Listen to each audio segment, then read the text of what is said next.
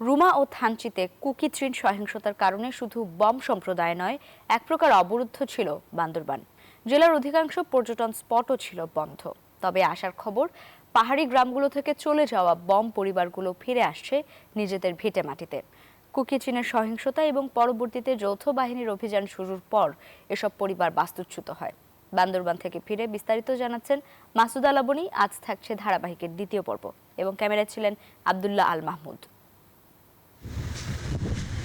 বান্দরবানের রুমা ও থানচিতে কৃষি ও সোনালী ব্যাংকে সশস্ত্র অবস্থায় কুকি-চিনের সন্ত্রাসীরা ডাকাতি করে ২০২৪ সালের এপ্রিল মাসে। এরপরই সাঁড়াশি অভিযানে নামে সেনাবাহিনী।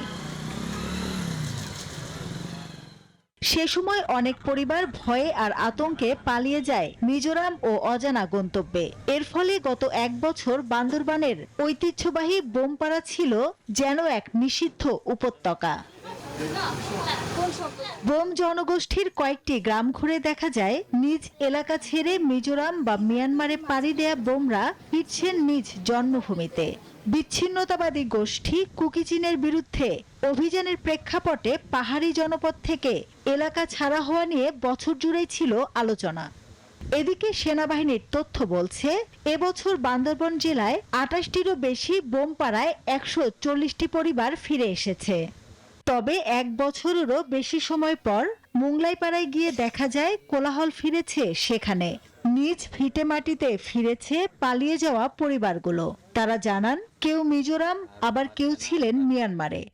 জঙ্গলে থাকতে থাকতে তারপরে মিজোরামে পালিয়ে যায়। মিজোরামে আমি ছিলাম এক বছর মতো ছিলাম। ভয় পাইছে, তাই জন্য তারপরে আবার ফিরে আসে। জানান, ভয় আর আতঙ্ক থেকেই পালিয়ে গিয়েছিলেন, এখন ফিরে এসেছেন সেনাবাহিনীর সহযোগিতায়।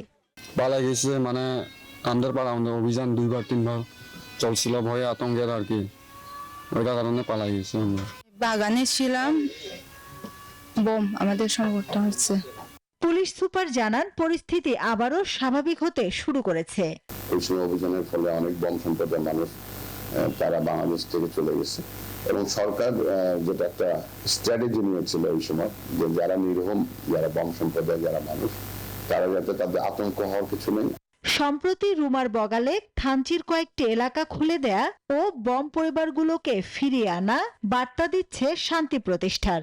কুকি-চিনের আতঙ্ক আর সেনাবাহিনীর অভিযানের কারণে এই মুংলাইপাড়ার অনেকেই কিন্তু মিজোরামে পালিয়ে গিয়েছিলেন। এখন পরিস্থিতি অনেকটা স্বাভাবিক হওয়ার কারণে তারা নিজ নিজ বাড়িতে ফিরতে শুরু করেছেন। আমরা তাদের সাথে কথা বলেছিলাম, তারা বলছেন পাহাড়ে শান্তিপূর্ণভাবে তারা বসবাস করতে চান, এখানে দেখতে চান না কোনো সশস্ত্র গোষ্ঠীর আগমন। মাসুদা লাবনী, নিউজ 24, রুমা, বান্দরবান। বান্ডেল থাকলে প্রতি সেনমানিতে টাকা বাঁচবে। বিকাশ সেনমানি বান্ডেল কিনে জিতুন প্রতি লেনদেনে।